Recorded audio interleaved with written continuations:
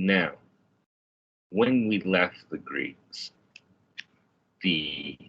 after the Minoan and Mycenaean civilizations had collapsed, Greece falls into a dark age that lasts for around 400 years. This is a period where Greek culture is very impoverished, society's impoverished, not much is happening in Greece, and even less is known. We know that the Mycenaean kingdoms disappeared and been replaced during a series of invasions, wars, basically a general collapse of society. 400 years later, when things again become discernible, we see that Greece is beginning to recover. The population is increasing, but it's a very different country than it had been before. Instead of kingdoms centered around fortresses ruling over numerous villages and towns, Greece is divided up into around 1,000 different small states, city-states called polis or polis in Greek. Most of these are extremely small. Many of them will be consolidated into larger units, but from this point until Greece is absorbed into the Roman Empire, there are a lot of separate governments. Now, at the end of the Dark Age, most of these city-states are ruled by groups of nobles, sometimes by kings. None of them would be anything approaching democratic societies. We begin to know something at this time, is right around 800 BC, the Phoenicians began coming to Greece in large numbers, and they bring wine and writing.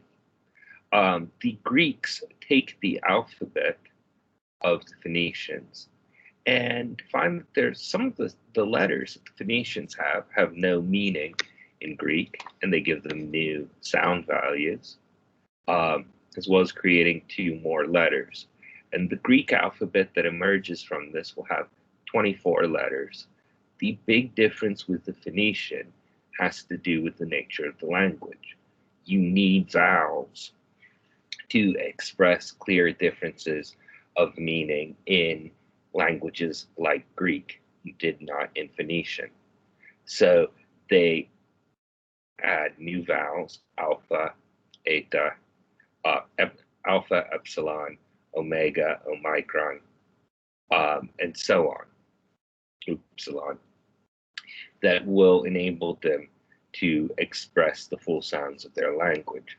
We obviously get many of our letters from them. Now, shortly after writing is brought back, an event that will allow continuous history of Greece to begin happens, which is the creation of the Olympic festival. Initially, this is a religious festival to be held in the city of Olympus in honor of the god Zeus. It happens once every 4 years. Because it is open to all Greek cities, the dating of the Olympics becomes the standard way of telling time. So each Olympiad of 4 years will be divided up into year 1, year 2, year 3, year 4, well, alpha, beta, gamma, delta of each Olympiad, which will allow Greeks to know when something happens. The Olympics initially are purely religious. They soon add competitions to the rites. These will include foot races, poetry competitions, wrestling matches, and so on. Horse races, chariot races. Many of these are done in the nude, and they are all exclusively male.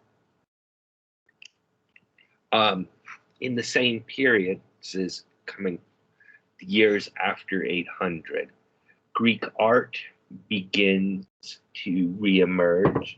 Initially, it is heavily derivative from Egyptian and Phoenician models, but gradually over what's called the Archaic period, that is centuries from about 800 BC to about 500 BC, it becomes more and more creative and original.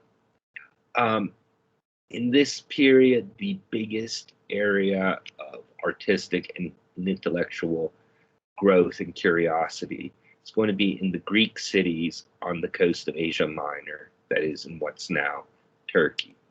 They'll play a really important role in a lot of this period and the period immediately after. Now, the Greeks in their tiny city-states find themselves faced with the dilemma that population is growing now, and there isn't that much land. These are islands, mountainous areas. There's not endless free land once the population begins growing. So around 700 BC, Greek colonization begins, and groups of between 100 and 200 will leave their home cities and go off to found new cities throughout the Mediterranean and the Black Sea. All of these colonies are going to be independent in the beginning. They still will maintain a relationship with the city from which their original settlers came, but they have their own political self-government from the beginning. They will include a lot of cities that will become very important over the next few centuries, some of them extremely important right down to the present. These include Syracuse in Sicily, Naples in Italy, Marseille, second largest city in France, Naples, second largest city in Italy today, Nice in France, cities like Istanbul or Byzantium, which is one of the largest cities in the world, as well as settlements all around the Black Sea, in Libya, even in Egypt itself. Many of these areas will become Greek-speaking or Greek-dominated for a very long time to come. Here's one of those cities in Sicily.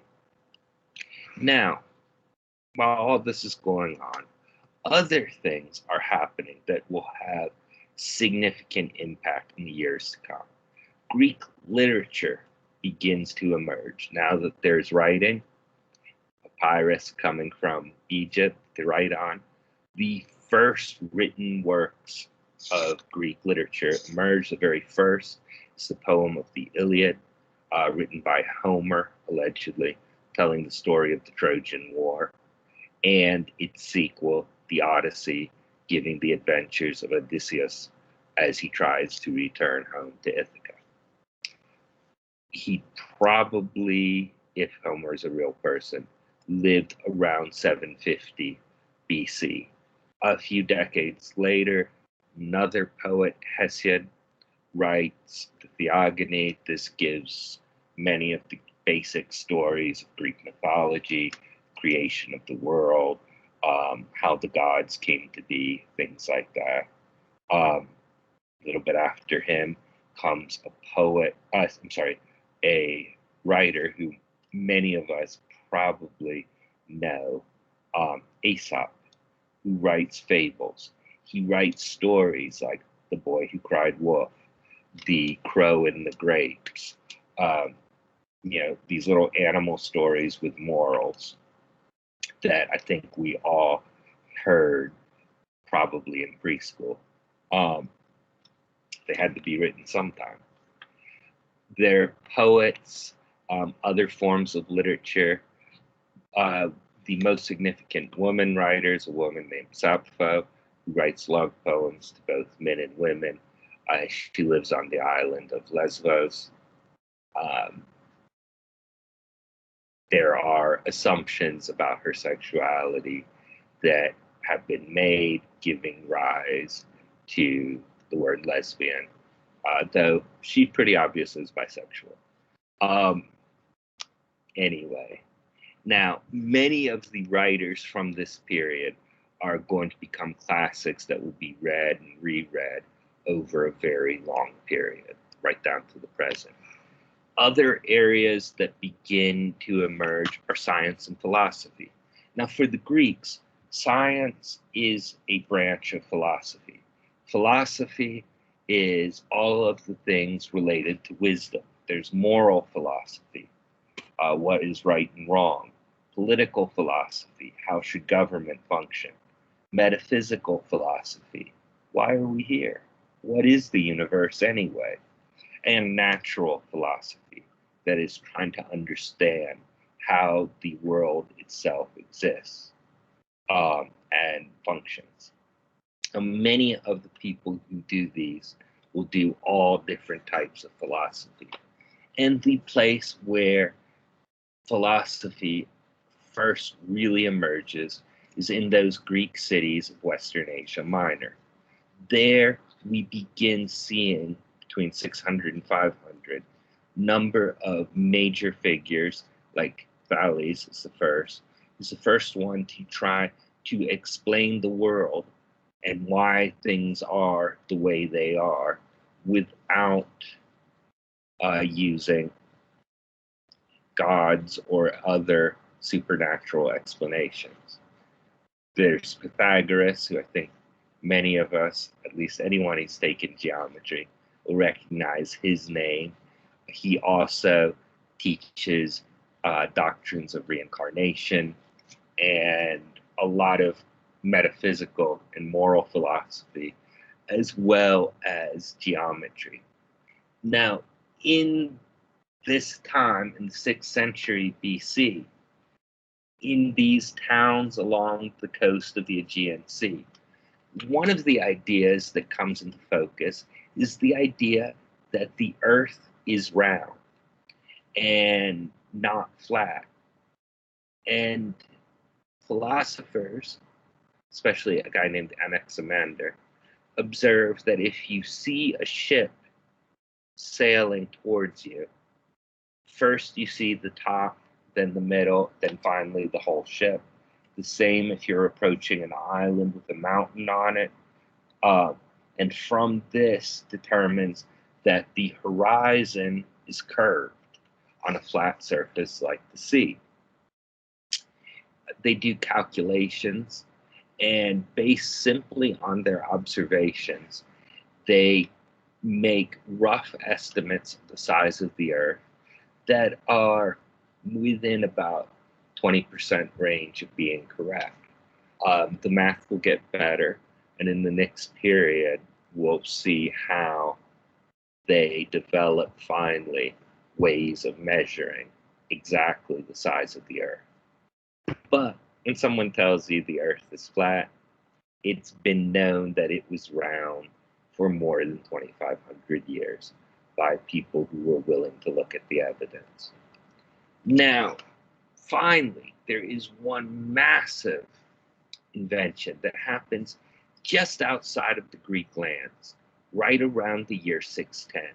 The kingdom of Lydia, which is east of those Greek cities in Asia Minor, so inland in Turkey, what's now Turkey, there's a man named King Alyattes. Lydia is a land that was the richest land at this time. It had major resources in gold and silver. Now, King Alyattes decides he wants to collect taxes and have a method of making sure that he's collecting exactly the right amount of taxes. So he creates tokens that look like this, that will allow easier measures of whether taxes have been paid. They're made from a combination of gold and silver. Very quickly, people realize these are of standard size and can be used as having a standard value. Within only a few years, money, that is coins, have been invented. Up to this point, there is no standard unit of money. Trade is through barter. Sometimes the barter will be in silver or gold. and it is normal for merchants to have scales to weigh to make sure you are paying them the correct amount. Coins make this much easier. And coins, because you no longer need to have an exact trade, make trade easy. And first in Lydia, then in the neighboring Greek lands, the neighboring lands in the Middle East, there is a commercial explosion. Coins make business possible. Gold coins will be for the largest transactions, silver coins for medium size, and copper coins for sort of the small change.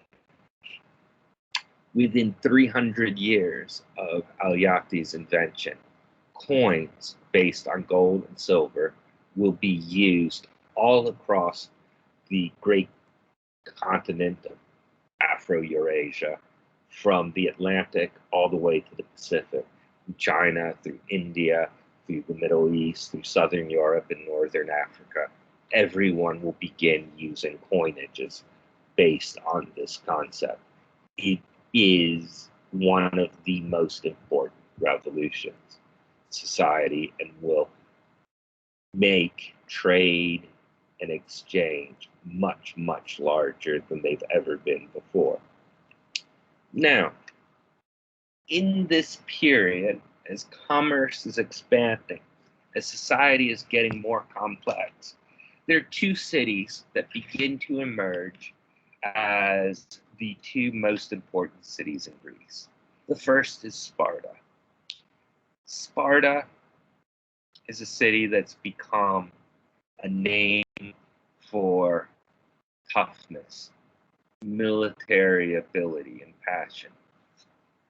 Spartans have teams named after them. You know, a Spartan life is one dedicated to pursuing athletics and military prowess without lots of frivolous things. And it comes from the city of Sparta. Sparta emerged during the Dark Ages. According to their tradition, they have two royal families, so they always had two kings at the same time, both of which were led by people descended from Hercules. Around 650 BC, there's a king named Lycurgus. According to tradition, he creates a system that, for the Spartans, that will change their city immensely. Up to this point, there's nothing particularly different about them than any other Greek city. Under their new system, they go and they conquer the other small city-states around them, and they enslaved populations and turned them into a permanent and hereditary class of slaves called helots. From there, Sparta begins to rise as the greatest military power of Greece. The two facts are deeply related. Now, if you are a Spartan citizen and male, you become a soldier at the age of 7. You live in the barracks. You dine with other boys your own age. You spend your days training to become a great warrior. This involves a lot of athletic competition. Allegedly, the Spartans began the practice of exercising in the nude, and once they had begun to dominate at the Olympics, other Greeks followed. Now, they are practicing training, weight training, running, use of weapons from the age of 7, getting better and better. By the time a boy's about 12, he will have found a mentor, an older veteran soldier who will sort of watch out for him, help him learn to use weapons, learn to be a skilled warrior, and indeed have sex with him. Because that is considered absolutely acceptable in Spartan society. As they get older, they'll continue to live in this group, constantly doing nothing but working to become the best warriors imaginable. Spartan women will have more rights than women elsewhere in Greece. Um, and Spartan society is, for the Spartans, a society of equals based on athletic and military power. However, in the Spartan state, only people who are descended from the original Spartans, the Spartiates, are full citizens. Most of the people are descendants of those people from neighboring areas, the Helots, who, in the time of Lycurgus, immediately after, were conquered and enslaved by the Spartans. They are not owned by individual Spartans. The Helots are owned by all the Spartans. When a couple gets married, they are given a number of slaves and an amount of land to support themselves. When a man dies, his land and his Helots pass back into the state to control. 85% of the population in Sparta are slaves. The reason the Spartans put such an emphasis on military training is they need to be ready constantly to put down slave revolts. Uh, they're always worried about the danger of the people that they have enslaved rising up against them. This sort of creates a sort of a feedback loop. They need to be great warriors to prevent slave revolt. Because they possess all of these slaves, the Spartan men do not have to engage in business and farming and other things that other people in other Greek cities would engage in, which allows them to train for war, which allows them, and so on. Sort of a vicious circle.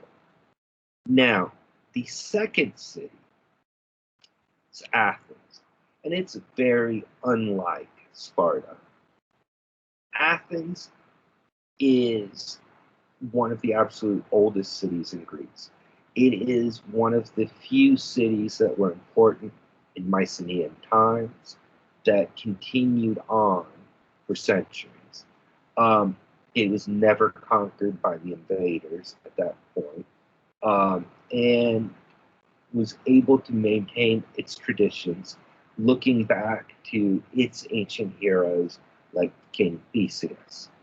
The city itself is under special protection of the goddess Athena, and she will be seen as sort of the mother goddess of the place. Athens has kings, time of Theseus, into the Dark Age, but at some point they seem to have been replaced by the collective rule of the richest landowners in Athens, who establish an oligarchy. The nobles set up the Areopagus as their governing council. They meet on the hill of Ares, god of war, also known as Mars, to discuss what needs to be done in the city. Athens expands outward, conquers the neighboring towns until the entire province of Attica is part of the territory of Athens, much as the Spartans had done in their own area. But where the Spartans enslaved their neighbors, the Athenians turned the people of Attica into fully equal part of the population of Athens. Around 622, the nobles sit down and decide they need to have written law. A man named Draco writes the first laws for the Athenians. These laws are fairly straightforward. If you commit murder, you should be executed. If you assault someone, you should be executed. If you commit sexual assault, execution. If you steal a great deal from one person, execution. If you steal a loaf of bread, execution. And because they're so harsh, there's a word draconian used to describe laws that are extremely harsh. These laws give at least a basis, though. Power is still in the hands of the nobility until around the year 594 BC, when this man, Solon, overthrows the oligarchs. He reforms the laws and writes a better law code. It's known as Solon the Lawgiver, and gives limited voting rights for all free men within Athens and its territory. They're limited, but they're slowly getting more powerful. For the next 80 years, there is a series of tyrants, one basically dictator after the other. One overthrows and kills his predecessor and takes power to rule Athens. Until finally, in 510, a man named Cleisthenes overthrows the previous government and seizes power. But he does not want to rule Athens. What he does is he establishes the groundwork for something that will become known in Greek as demokratia, in English as democracy. Rule by the people. This is, in some ways, a brand new idea. Some government jobs will be selected by putting names in a pot, pulling them out, and appointing people based solely on any Athenian should be able to do this job. Under the new system, all male citizens of Athens have full political rights. They have not just the rights to set up the government. Courts are done by voting. Juries will be set up with 500, sometimes even thousands, 3,000 people sitting on a jury, and cases will be tried by majority vote. When you serve on a jury in Athens, you're paid. The city of Athens owns silver mines, and from those silver mines, pays people in Athens who take government posts. This means that people are begging. Four male citizens of Athens want to be on juries. They have another interesting thing that's done once a year. You can write the name of someone you want to have banned from Athens. And whoever gets the most votes, their name written on a broken piece of a pot called ostraka, will suffer ostracism. And they will have to leave the city for a certain amount of time to do something else. This means that a lot of politicians will be, at some point in their career, voted into exile. In general, the way the government works is through direct democracy. The core is the ecclesia, the people's assembly. Any Athenian can show up and take part in the people's assembly. The assembly, from it, they select 500 people to serve on the Boule, the council that governs Athens and decides the laws. The people elect the magistrates who will govern, the archons. They're as well as the generals, the strategoi, who run the army. So both the army and the government and the courts are all run by elected people. Juries are done democratically. Not only is everything voted on, everything is based on the idea of direct democracy and of equality of all male citizens before the law.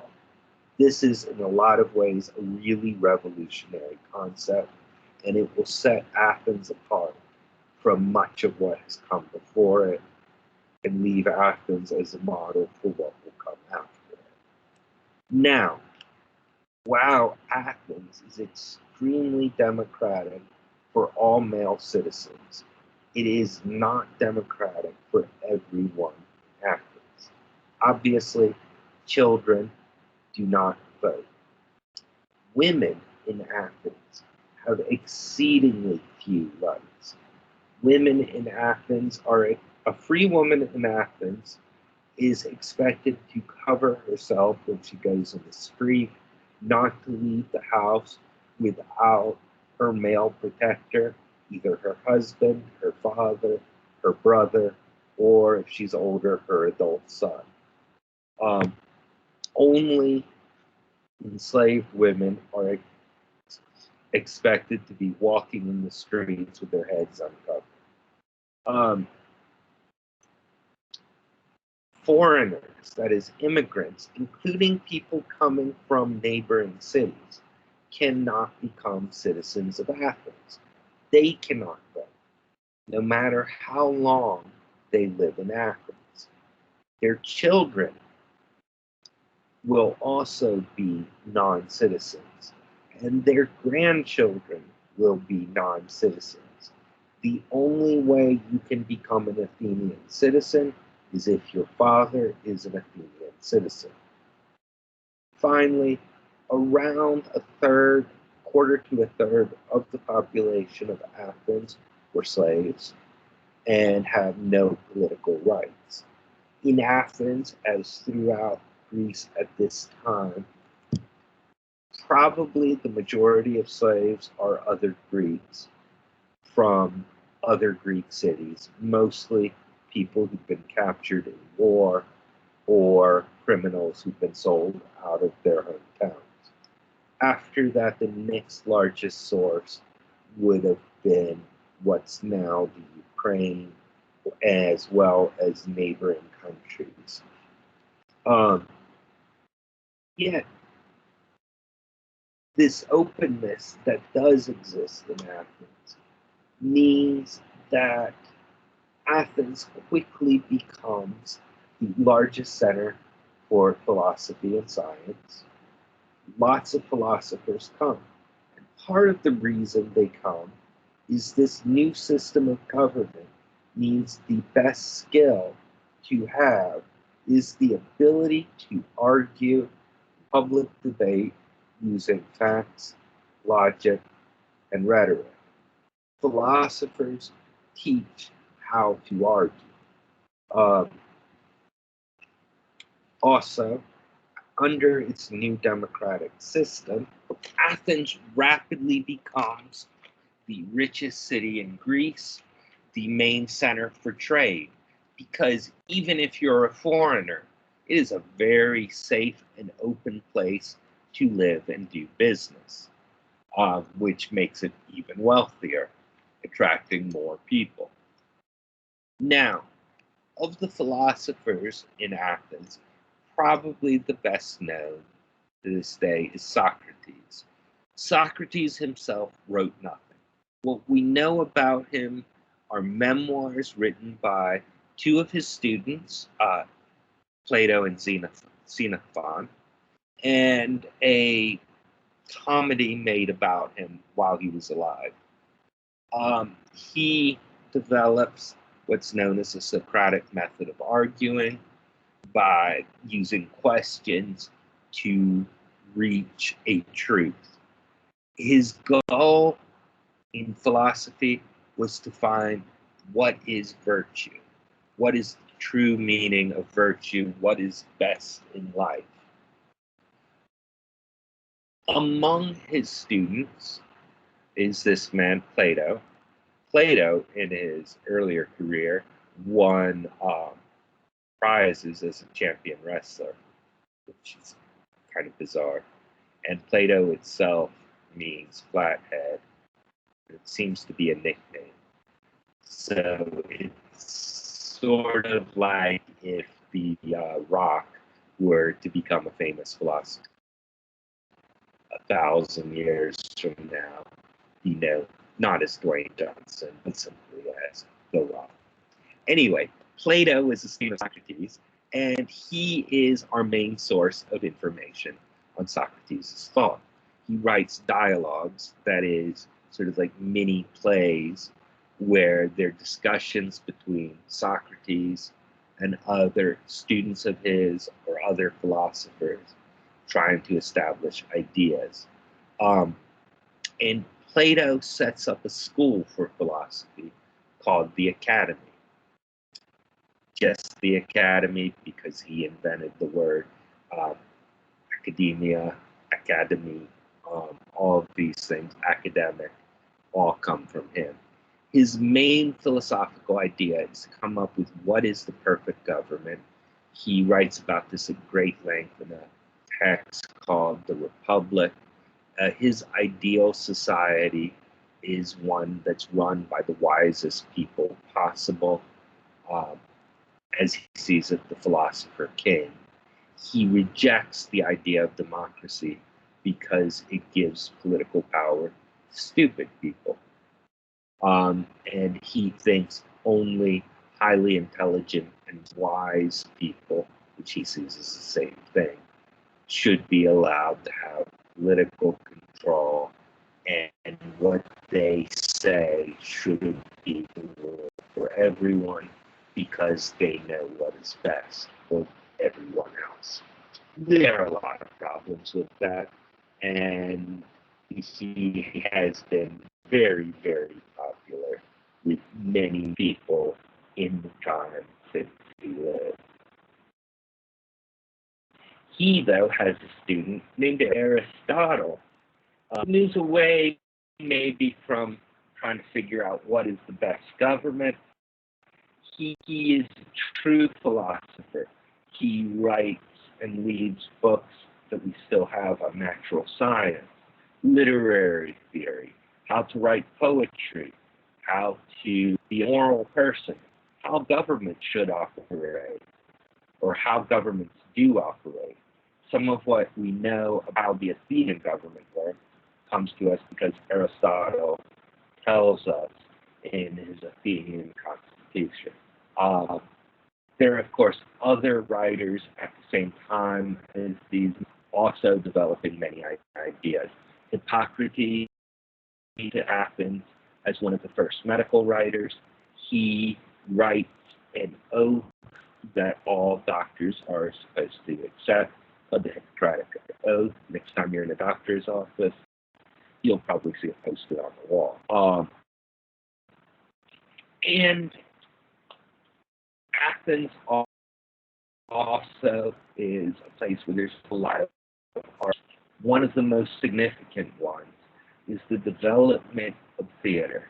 In 5th century, late 6th, early 5th century Athens, two types of plays emerge. And these start by outdoor celebrations of reciting hymns to the gods at specific festival times. These have been done for a while. The people doing them wear masks, and they have musical accompaniment. Aeschylus has a great idea of adding a sort of narrator to the hymns, and then about adding a second character. And very they move away from having simply a cycle of hymns to telling stories about the most tragic Greek. Now, the way these would be done, they would be outlined in the Odeon, this theater, theaters like the one you see here, where you would see 3 one-act tragedies in a row, followed by a comedy. The comedies would be much more lighthearted. They would be fairly topical in humor. Um, Most of those that survive are by a man named Aristophanes.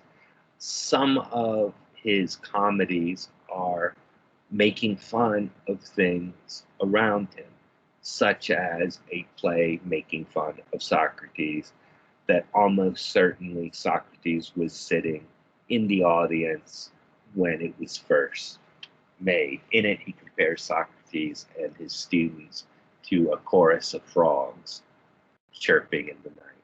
Now, we'll see what happens with these two cities during the course of the 5th century in the next talk. Meanwhile, everyone should have lots of things to think about.